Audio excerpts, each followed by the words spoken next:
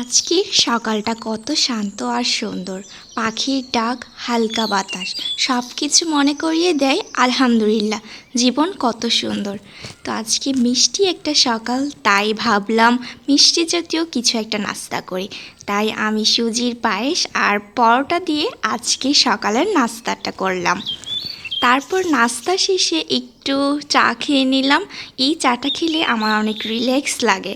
তো এটা হচ্ছে আদা, পুদিনা আর লেবু দিয়ে একটা চা। এটা কিন্তু স্বাস্থ্যের জন্য অনেক ভালো। তো এই তো চা খাওয়া শেষে চলে এলাম বিছানাটা পরিষ্কার করতে। আসলে রুমটা পরিষ্কার থাকলে মনটাও কিন্তু ভালো লাগে। আর আমার বিছানাটা এলোমেলো হয়ে থাকলে মনে হয় যে কী এলোমেলো হয়ে আছে।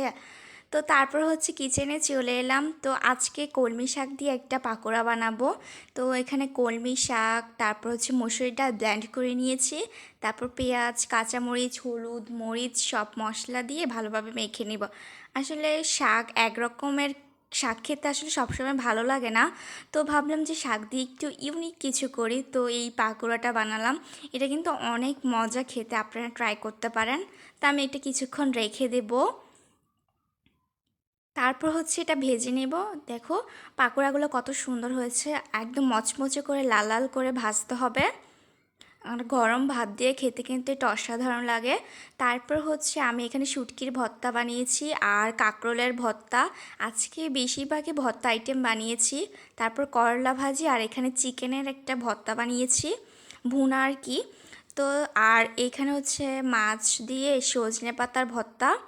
আজকে সব ভর্তাই বেশি বলতে গেলে।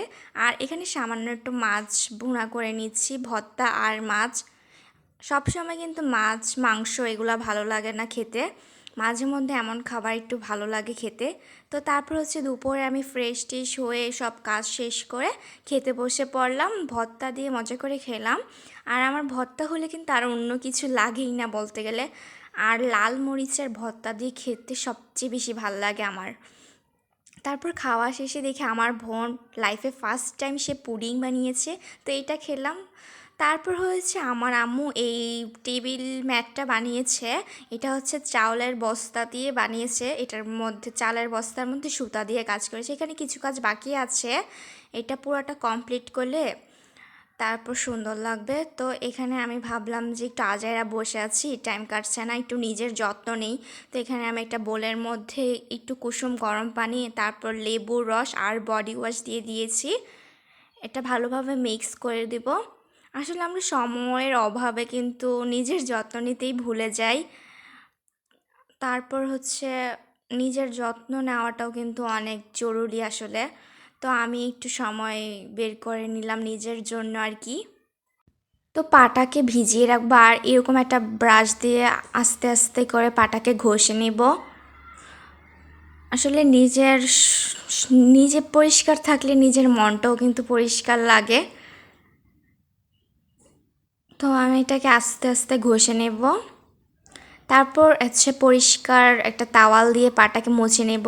এটা কিন্তু পরিষ্কার পানি দিয়ে ধুয়েছি, তারপর তাওয়াল দিয়ে মুছেছি। আর তারপর হচ্ছে একটা বডি লোশন দিয়ে দিব।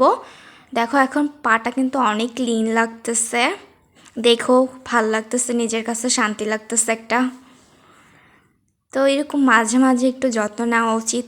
তারপর হচ্ছে এখানে ডিমের একটা মশলা বানিয়েছিলাম, এটা খেয়েছি। তো এই ছিল আমার ব্লগটি।